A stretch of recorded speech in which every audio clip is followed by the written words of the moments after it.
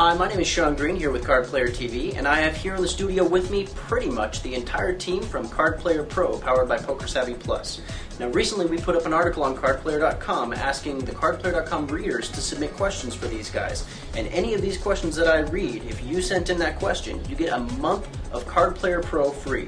And from all of the questions that you guys sent in, we're going to randomly pick one, and the person who sent that in gets a year of Card Player Pro. That's a $250 value. Now we're going to go ahead and jump right into it because Mike has to get back to his charity tournament, Ante Up for Africa. So the first question is, Mike, do you think that being well-rounded and being able to play mixed games well affects your Holdem game? In other words, for an amateur player trying to get better at Holdem, does being well-versed in other games help your poker IQ or poker thinking, or should the player focus all of his efforts on Holdem? When you're playing mixed games, it takes away the feel of playing Holdem. So when I get in that mixed game routine, and then I have to get back into No Limit Holdem, it's a totally different game. Normally I play like 2-3 days of No Limit Holdem to get back in the rhythm. So I've been playing a lot of mixed games. I've not gotten back in that rhythm. So I'm going to sit and play like a nit on day one of the main event, and hopefully I'll get back in that rhythm. But yes, it does affect you a lot, because Limit Holdem or No Limit Holdem requires getting a good feel for the players. And when you're playing limit games, it's more mathematical and more limiting your mistakes. So yes, I do believe that it does. Okay, and the next question we have is from one of our guys in the Navy. His name is Sean Vance. With all of the aggressive play in today's players, especially online, it seems that a more passive approach to playing pre-flop and on the flop is becoming a better strategy for me.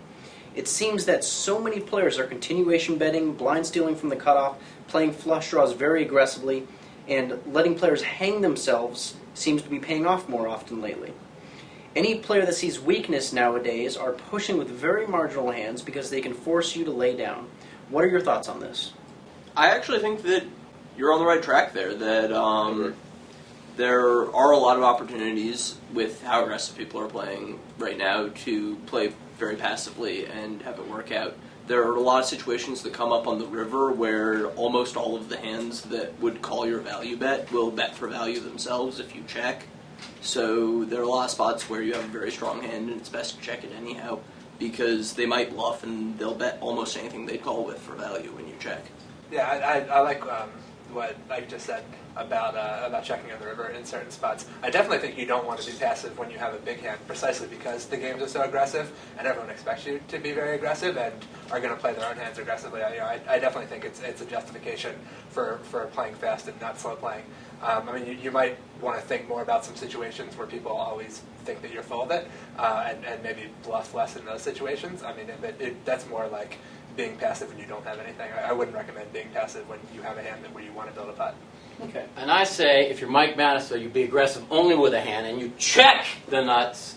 You check call them when you don't, because these people want to beat you so bad. You guys are lucky you don't have to deal with that shit. So, see, everybody asks, what's it like being a well-named TV pro and just like an internet or whatever? I said, well, the difference is I can't ever bluff, and you guys get to play poker. So it's a different adjustment, and I used to be able to play poker and enjoy life of stealing and playing position and playing correctly. But unfortunately, they all say, Mike bet, he's got nothing, I call. It must be rough having people throw chips at you all the time. Yeah, but you got to make hands. Making hands are not easy, and you know that. Okay, now the next question we have is from a reader calling himself Jay-Z. He writes, what is the most effective strategy against short stack specialists? Specifically, how do you deal with the short stack that pushes against continuation bets, button steals, and often makes squeeze plays? Let's talk to you, Ansky. I mean, I think in general, it's hard to say like a general strategy for how to play them, but one specific thing is you got to kind of tighten up pre-flop when, like, for example, I mean, I assume we're talking about like no limit cash games here. Say there's a short stack to your left, you can't quite raise as many hands on the button, which you would normally be raising. You can't, normally you might raise something like 6-7 offsuit because if you're opening the button. And then if there's a short stack, somebody with, somewhere between 10, 20 big blinds and a small blind, you can't really open those hands as much or as profitably because there's just a good chance they're going to shove on you. So that's just one adjustment, is tightening up pre-flop.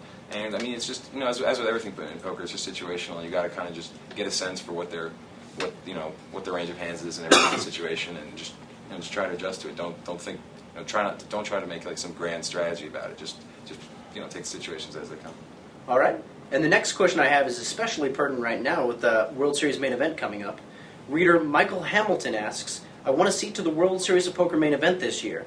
Being in the real estate industry, just making the money would go a long way to helping my family out through some tough financial times.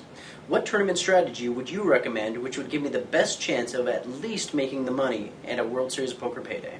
Don't enter. Don't play. Sell your seat. Don't play. You've got the wrong goal in mind. Don't play. If you, I mean, obviously it's good for us if this guy plays because he's not going to be playing correctly. But like, if you're only playing a tournament with the sense of cashing, you don't belong in that tournament, and that's all there is to it.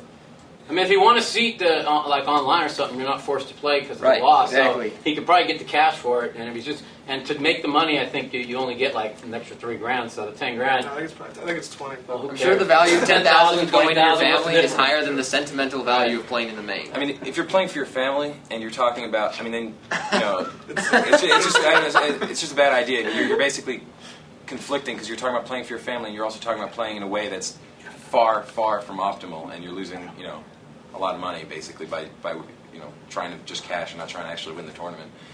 So it's just kind of a silly question to be. I mean, I don't mean to insult the. You know what?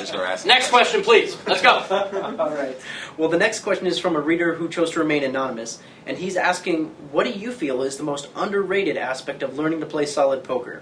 Playing hands, watching training videos, participating in forums, replaying hands, reading books, or is it something else? Training videos. www.pokersavvyplus.com. That's right. Training videos are the most important things you should know. Well, what do you think, Justin? I mean, I don't think any of them are underrated. I don't know.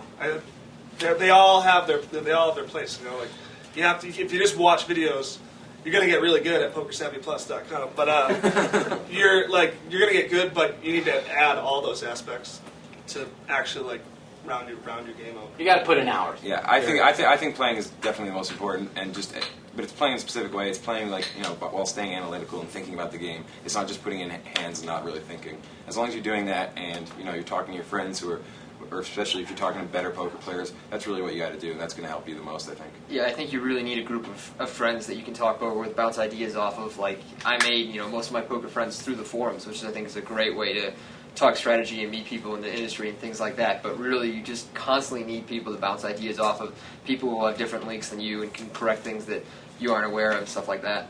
Okay. With everything everyone else is saying, I'd have to say the most underrated aspect of learning is probably spending time on your own, going over your own hands.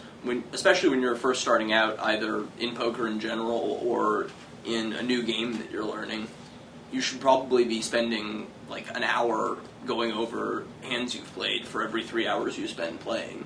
You should be putting a lot of time into going over your hand histories and looking at spots where you got it all in, figuring out your equity against different hands you might have I'll tell gotten you in again, against. I just lost all my money to learn. I figured out it's not the right way to do it. And just kind of figured it. Oh, they didn't have all the that y'all got now. I forgot. It's an investment, Mike. I got you.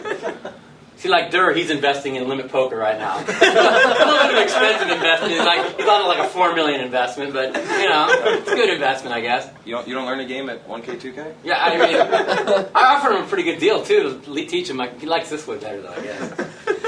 Okay, well, speaking of Limit Hold'em, our final question is actually about Limit Hold'em, and we haven't even heard from our resident Limit Hold'em specialist, Chris Rhodes.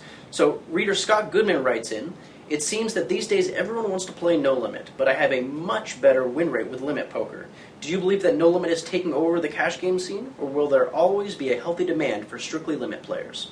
I think in the last few years, obviously, no limit has blown up and it has dominated the cash game scene. But I expect a return to limit hold'em. It's a better structure for a cash game. I think no limit is a great tournament game, but No limit's going within 2 years. There is no limit cash games. It's all going back to limit. I It's totally obvious. agree. It's so all the pros see it right now. You can see by the big numbers in the horse tournament of the biggest mixed game tournament ever in limit. They had 800 people the other day. No limit tournaments are big, but when it comes to cash games, all the limit mixed games are going to be where the money, the bread and butter is going to be again, and it's going to be starting within the next year. Big. And also, when choosing what game to play, don't worry about what game is coming, what game's going. Play what you're good at. And if that's how I felt. And even through this no limit boom, I stuck with limit just because it's what I'm good at. And if you've got something down, just keep plugging away at it. PLO is obviously also seems to be the game that's coming That's up right gonna blow now. up. I mean, Yeah, well, Yeah, it's for almost sure. 60-40. Yeah, it's you better have a lot of heart and a lot of deep pockets if you want to play PLO. That's true as well. All right, well, that's all I have for you guys. Well, everyone, I have to go win a charity tournament for Poker Savvy Plus. Thank you all, and I will win this for all my fellow men and people of Poker Savvy. Look, Mike. Standing up for Africa and whatever I'm f***ing wearing. I'll be back with a vengeance. See you guys. Good luck. And thank you guys for watching the Online Zone on Card Player TV. And make sure to take advantage of the 7-day free trial for Card Player Pro featuring all of these professional players here.